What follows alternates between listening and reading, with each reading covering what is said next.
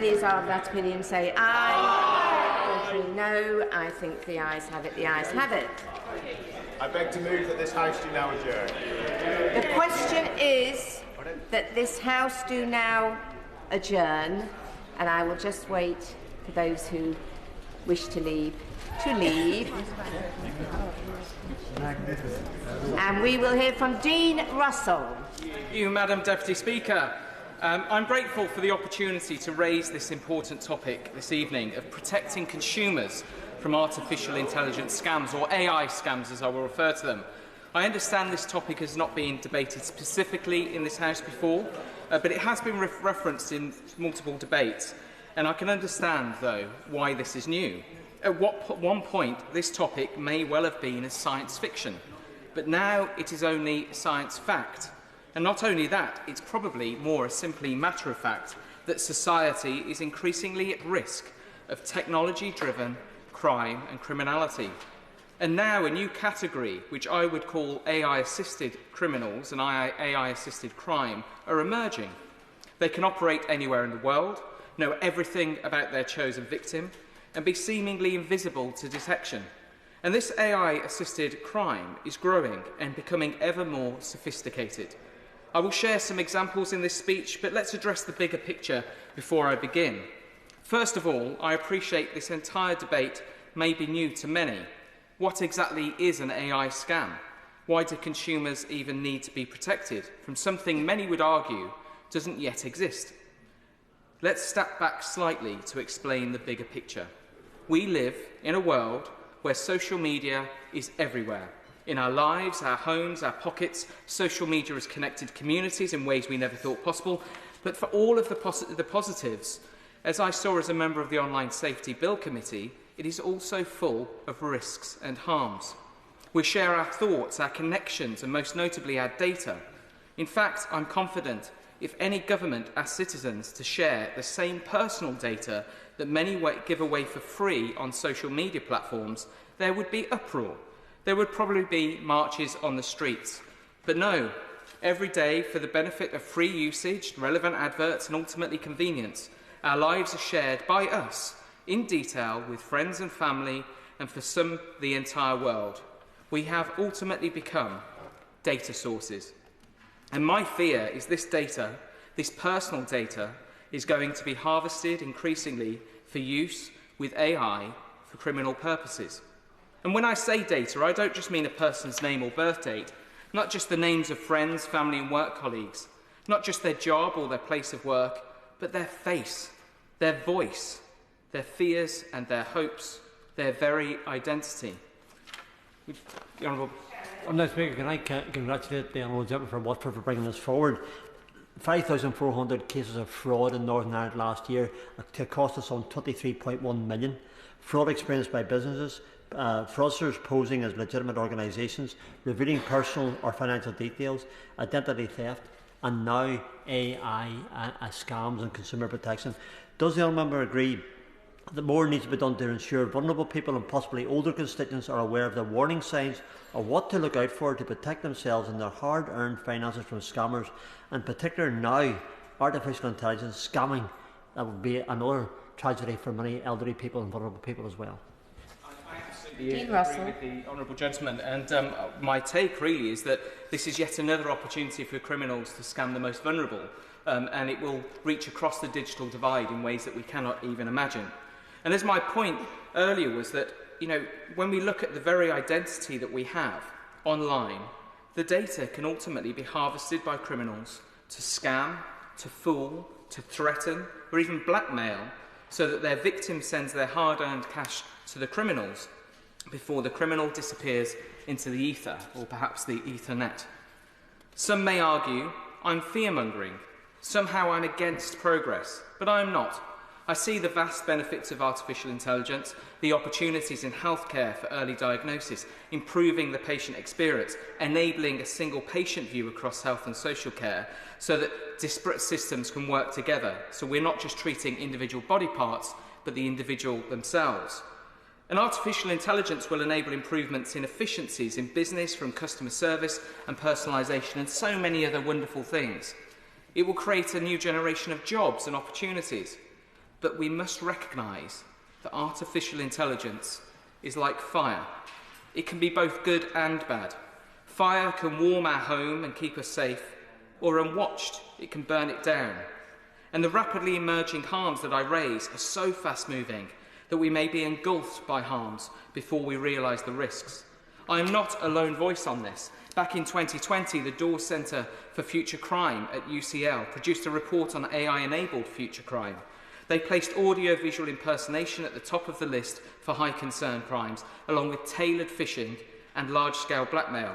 More recently, a McAfee Cybersecurity Artificial Intelligence report, only as recently as May 2023, titled "Beware the Artificial Imposter." They shared the risk of voice clones and deepfakes, and in the report they explored how common AI voice scams were incredibly tackling so many more people in their lives and their homes, but only a quarter of adults surveyed had shared experience of a scam. But that's going to increase over time. But when we take the fact that a quarter were impacted by it, actually only 36 of adults questioned even had heard of voice-enabled scams. So it's growing more fast and more rapidly than people are even aware that it exists in the first place. I will share my thoughts on education and prevention later in my speech, and increasingly online there are examples of deepfakes and AI impersonation being used for both entertainment and as warnings. Many will have heard now of a deepfake. From Taylor Swift, her deepfake supposedly selling kitchenware, to various actors being replaced as deepfakes in famous roles. Jim Carrey in The Shining, for example. Many may be viewed as a bit of fun to watch, until one realises the dangers of AI, such as deepfakes and cloned audio, and the risks that they pose. The frightening deepfake video of Volodymyr Zelensky, for instance, in that example, the deepfake of Zelensky was broadcast on a hacked Ukrainian TV, falsely ordering the country's troops to surrender to Russia. Thankfully, people spotted it and knew that it wasn't real.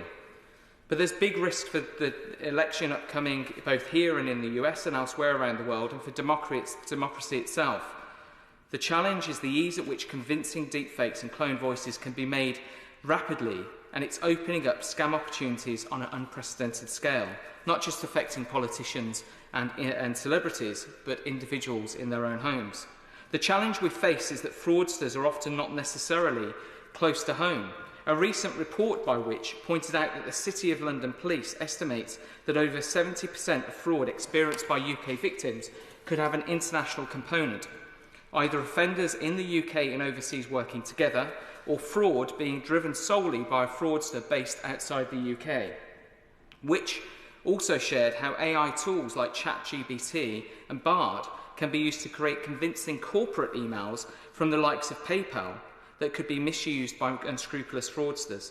In this instance, such AI-assisted crime is simply an extension of the existing email fraud and scams we are already used to.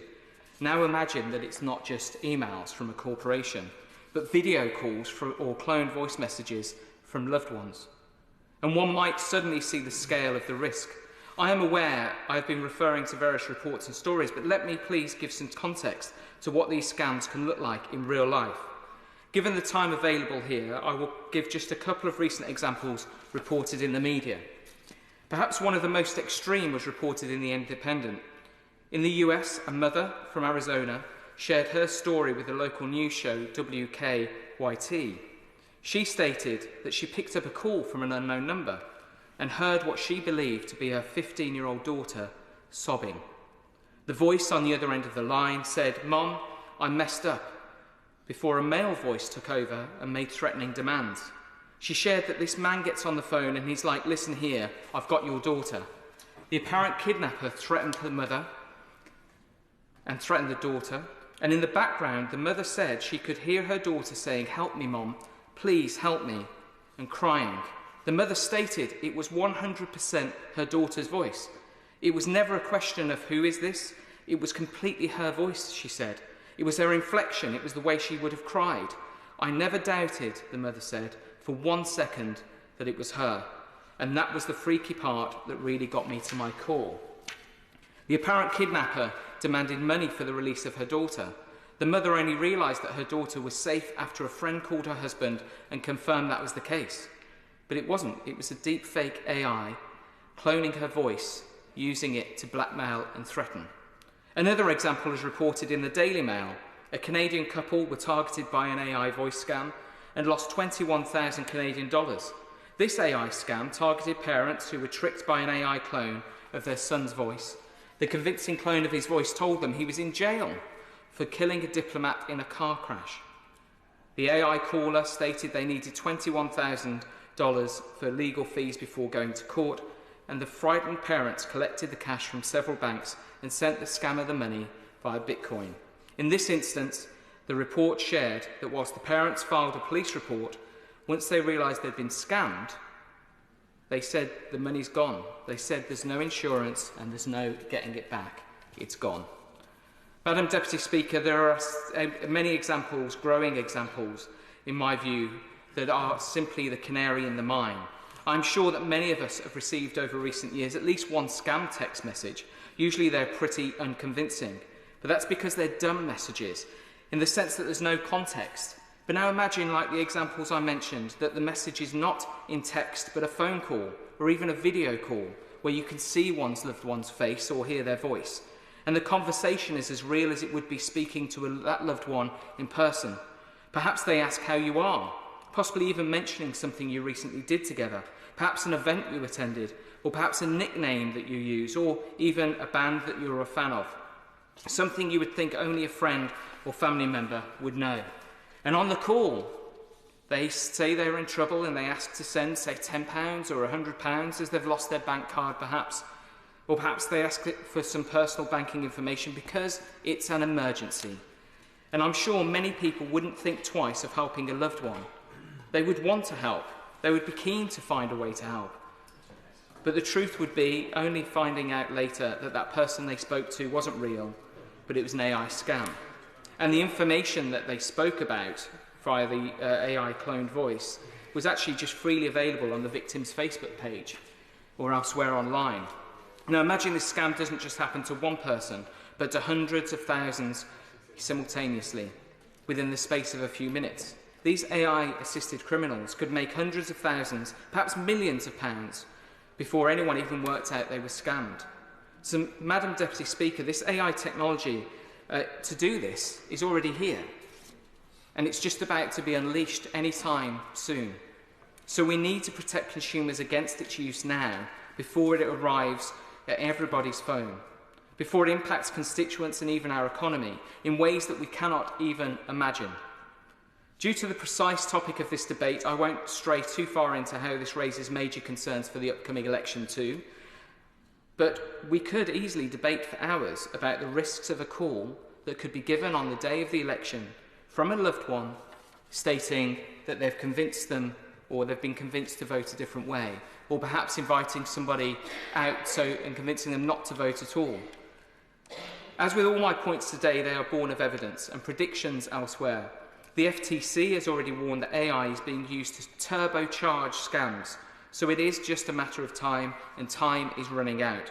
So how do we protect consumers from AI scams? Well, firstly, I'm aware that the government is on the front foot with AI. I was fortunate to attend the Prime Minister's speech on AI last year, a speech I genuinely believe will be considered in decades to come one of the most important by a Prime Minister, because amid all of the challenges we face globally, that really was a case of looking long-term at challenges we don't know we're facing. I also appreciate that the government has stated it expects to have robust mechanisms in place to stop the spread of AI-powered disinformation before the general election. But the risks of deepfakes go far and wide, and the economic impact of AI scams are already predicted by some media outlets to run into the billions. With the Daily Hodl reporting that the latest numbers from the US Federal Trade Commission show imposter scams accounted for $2.6 billion in losses just in 2022.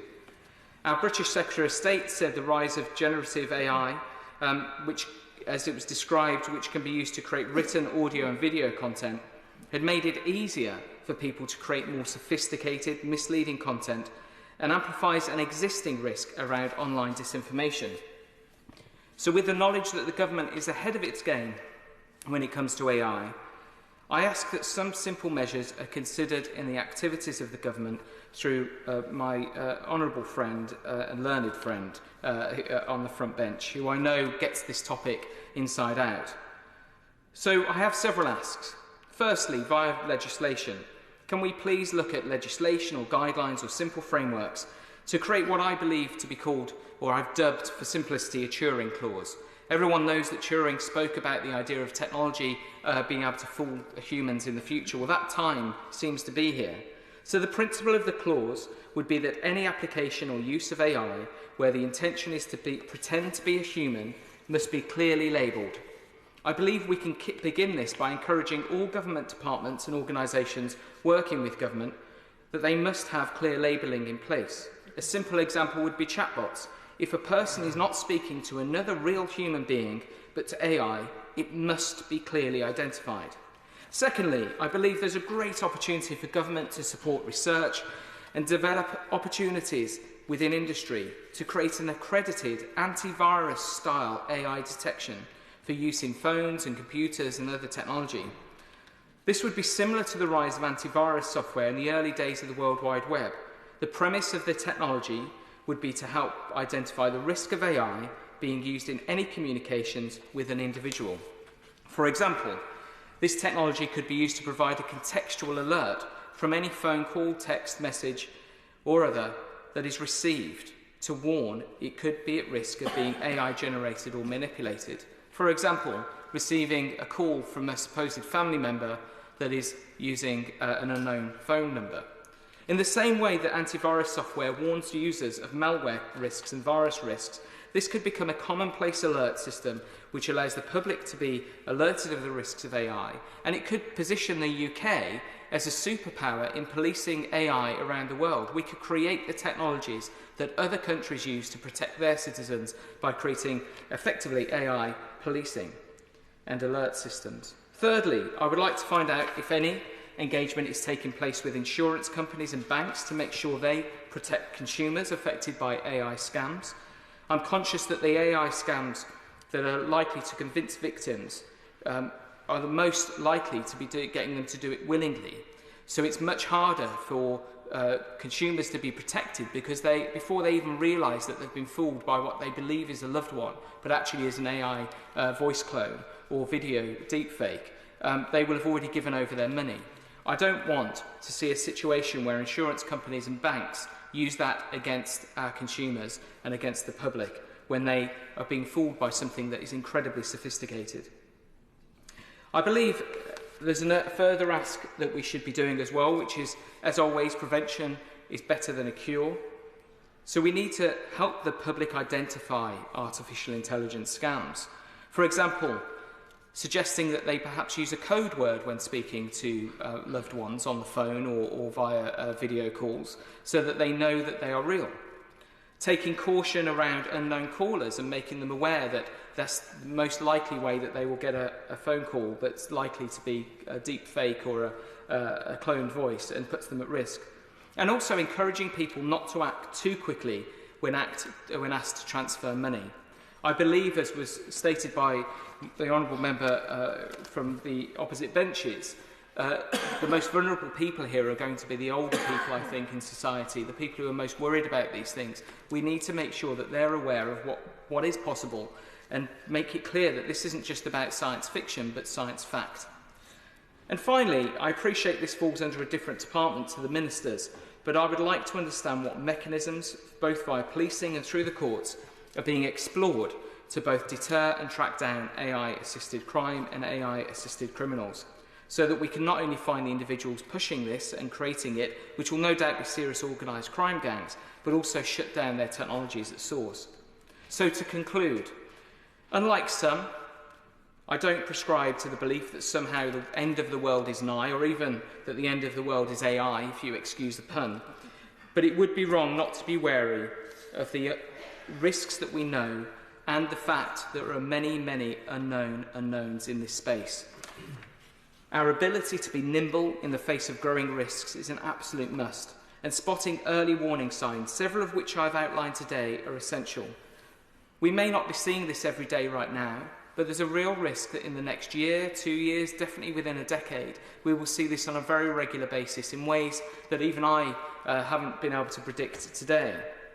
So we need to look beyond the potential economic and democratic opportunities, but also look to the potential economic and democratic harms that AI could inflict upon us all. Scams such as those outlined today could genuinely ruin people's lives, mentally, financially, in so many ways. And if it isn't worth doing all we can to avoid this now, then I don't know when is the right time. So along with responding to my points, would my honourable friend also recommend that colleagues across the House become familiar with the risk of AI scams so that they can warn their constituents, and also potentially look at joining the fantastic Artificial Intelligence APPG, which helps these discussions be discussed on a regular basis, both for scams and opportunity and much more. So I thank the Minister for his time this evening, and I look forward to hearing his response. Thank you. Mr. Saqib. Thank you, Madam Deputy Speaker. I may first start by putting on record how pleased I was to see my honourable friend for Watford back in his place after hearing about his health issues, not just because his parents are constituents of mine, not just because he was born and brought up in my constituency, but because he is a dear friend of mine, so I'm really pleased to see him in his place. And I thank the honourable friend for securing this debate, for raising this important issue of AI scams and the use of AI to defraud or manipulate people, which is an issue which I can assure him the government takes very, very seriously. Madam Deputy Speaker, technology is a fast-moving landscape, and the pace of recent developments in artificial intelligence exemplify the challenge that we are presented with when it comes to protecting our society. But I do want to start by being very, very clear. Safely deployed, AI will bring great benefits and promises to revolutionise our economy and society and everyday lives. This includes benefits for fraud prevention, on which we are closely working with the Home Office and other departments across government. Properly used, AI can and does form the heart of systems that manage risk, detect suspect activity, and prevent millions of scam texts from reaching potential victims. However, as my honourable friend has rightly identified, AI also brings challenges, and to reap the huge social and economic benefits of AI, we must manage the risks it presents. Doing so, and thereby maintaining public trust in these technologies, are key to effectively developing, deploying and adopting AI. And in the wrong hands, AI provides the means to enhance and upscale criminals' ability to defraud. Lone individuals could be enabled to operate like an organised crime gang, conducting sophisticated, personalised fraud operations at scale. And I thought my honourable friend spoke eloquently about some of the risks and with evidence of what some of the risk of AI can be. But the government has taken a technology-neutral approach, and the recent Online Safety Act will provide significant protections from online fraud, including where AI has been used to perpetrate a scam. More broadly, on services it regulates, the Act will regulate AI-generated content in much the same way it does on content generated by humans. Under the Online Safety Act, all regulated services will be required to take proactive action to tackle fraud facilitated through user-generated content. And I'm actually conscious that my honourable friend may just have introduced a new phrase into the lexicon when he spoke of AI-assisted criminals. And I'm confident that the Online Safety Act will be key to tackling fraud where there is AI-generated content shared by users with other users. In addition, the Act will mandate an additional duty for the largest and most popular platforms to prevent fraudulent paid-for advertising appearing on their services. This represents a major step forward in ensuring internet users are protected from scams. But the government is also taking broader action on fraud beyond the Online Safety Act. In May 2023, the Home Office published a fraud strategy to address the threat of fraud. The strategy sets out an ambitious and radical plan for how government, law enforcement, regulators, industry and charities will work together to tackle fraud. And to answer my honourable friend's point, the government is working with industry to remove the vulnerabilities that fraudsters exploit. It's working with intelligence agencies to shut down fraudulent infrastructure, and with law enforcement to identify and bring the most harmful offenders to justice. We're also working with all our partners to ensure that the public have the advice and support that they need. The fraud strategy set an ambitious target to cut fraud by 10% from 2019 levels, down to 3.3 million fraud incidents by the end of this Parliament. Crime survey data already shows that we are currently at this target level, but we are not complacent and we continue to take action to drive down fraud. Our £100 million investment in law enforcement and the launch of the new National Fraud Squad will help catch more fraudsters. We are working with industry to block fraud, including stopping fraudsters exploiting calls and texts to target victims. We've already blocked more than 870 million scam texts from reaching the public, and this strategy will enable us to go much further.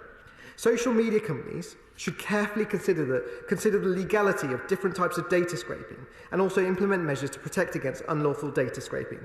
They also have data protection obligations concerning third-party scraping from their websites, which we are strengthening in the Data Protection and Digital Information Bill. This bill will hit rogue firms hounding people with nuisance calls with tougher fines. The maximum fine is currently £500,000. Under this bill, the maximum fine will rise to 4% of global turnover, or £17.5 million, whichever is greater, to better tackle these rogue activities and punish those who pester people with unwanted calls and messages. Absolutely. Thank the Minister for a very comprehensive and very detailed response to the Honourable Gentleman for Watford. It really is quite encouraging. Minister, my intervention on the Honourable Member for Watford and his contribution as well, he also focused upon those who are elderly and vulnerable. Specifically for that category of people, what can be done? Minister.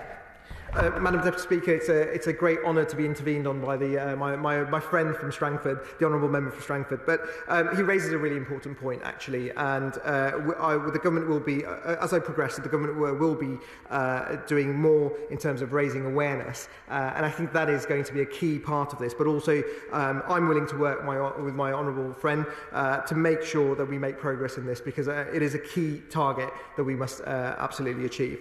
Consumers are further protected by the Privacy and Electronic Communications Regulations 2003, which govern the rules for direct marketing by electronic means. Under these regulations, organisations must not send marketing texts, phone calls or emails to individuals without their specific prior consent. And we're also strengthening these regulations, which means anyone trying to contact someone with unwanted marketing communication calls can be fined if they could cause harm or disturbance to individuals, even if they go unanswered by victims. But beyond legislation, the Home Office and the Prime Minister's anti-fraud champion worked with leading online service providers to create an online fraud charter. The charter, which launched in November last year, sets out voluntary commitments from some of the largest tech firms in the world to reduce fraud on their platforms and services and to raise best practice across the sector. This includes commitments to improve the blocking of fraud at source, making reporting fraud easier for users and being more responsive in removing content and ads found to be fraudulent. The Charter will also improve intelligence sharing and better educate users, much to my honourable friend's point from Strangford, better educate users about the risk on platforms and services. Madam Deputy Speaker, public awareness is a key defence against all fraud, whether AI-enabled or not. As set out in the fraud strategy, we've been working with leading counter-fraud experts and wider industry to develop an eye-catching public comms campaign, which we anticipate going live next month. This will streamline fraud communications and help people spot and take action to avoid fraud. But it is important, Madam Deputy Speaker, to remember that this work is taking place in a wider context. The UK is leading the way in ensuring that AI is developed in a responsible and safe way, allowing UK citizens to reap the benefits of this new technology but be protected from its harms. In March last year, we published the AI Regulation White Paper, which set out principles for the responsible development of AI in the UK. These principles, such as safety and accountability, are at the heart of our approach to ensure the responsible development and use of AI. The UK government showed international leadership in this space when we hosted the world's first major AI safety summit last year at Bletchley Park. This was a landmark event where we brought together a globally representative group of world leaders, businesses, academia and civil society to unite for crucial talks to explore and build consensus on collective international action which would promote safety at the frontier of AI. We recognise the concerns around AI models, generating large volumes of content that is indistinguishable from human-generated pictures, voice recordings or videos. Enabling users and institutions to determine what media is real is a key part of tackling a wide range of AI risks, including fraud. My honourable friend, the member for Watford, has put forward the idea of labelling to make clear when AI is used. And government has a strong track record of supporting private sector innovation, including in this field. Innovations from the safety tech sector will indeed play a central role in providing the technologies online companies need to protect their users from harm and to shape a safer internet. Beyond that, government support measures provide a blueprint for supporting other solutions to keeping users safe, such as championing research into the art of the possible, including via the annual UK Safety Tech Sectoral Analysis Report, and driving innovative solutions via challenge funds in partnership with GCHQ and the Home Office. DCIT has already published best practices relating to AI identifiers, which can aid the identification of AI-generated content in the Emerging Processes for Frontier AI Safety document, which was published ahead of the AI Safety Summit. In light of this, DCIT continues to investigate the very potential for detecting and labelling AI-generated content. This includes both assessing technical evidence on the feasibility of such a detection and the levers that we have as policymakers to ensure that they are deployed in a beneficial way. More broadly, last year, the government announced £100 million to set up an expert task force to help the UK adopt the next generation of safe AI, the very first of its kind. The task force has now become the AI Safety Institute, which is convening a new global network and facilitating collaboration across international partners, industry and civil society. This AI Safety Institute is engaging with leading AI companies who are collaboratively sharing access to their AI models for vital safety research. We are making the UK the global centre of AI safety, a place where companies at the frontier know that the guardrails are in place for them to seize all the benefits of AI while mitigating the risks. As a result, the UK remains at the forefront of developing cutting-edge technologies to detect and mitigate online harms. UK firms already have 25% market share in global safety tech sectors. In summary, Madam Deputy Speaker, AI creates new risks, but as I have set out, also has the potential to supercharge our response to tackling fraud and making our everyday lives better. The government is taking action across a range of areas to ensure that we manage the risks and capitalise on the benefits of these new technologies. And I want to thank all the members who have spoken in this debate, and again thank my honourable friend for Watford for raising this debate on AI scams, which I can assure him and the House are a government priority. Question is that this House do now adjourn. As many as are of that opinion say aye. The ayes have it. Order. Order.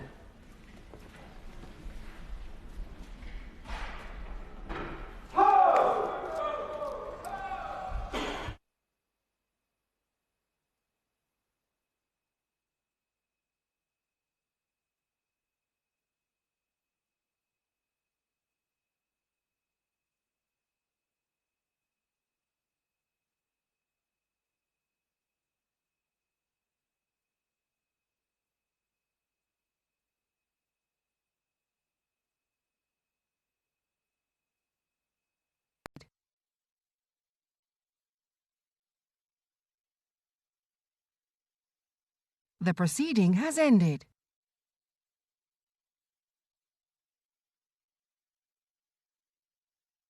The proceeding has ended.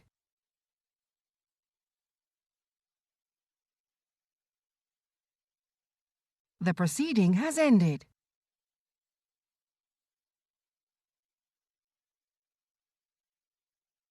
The proceeding has ended.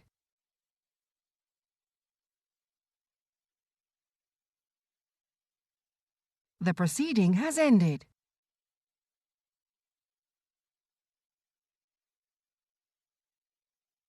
The proceeding has ended.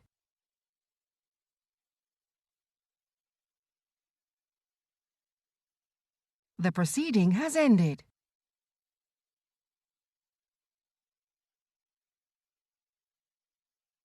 The proceeding has ended.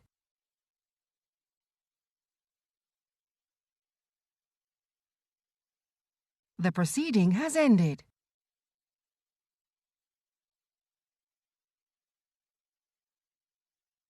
The proceeding has ended.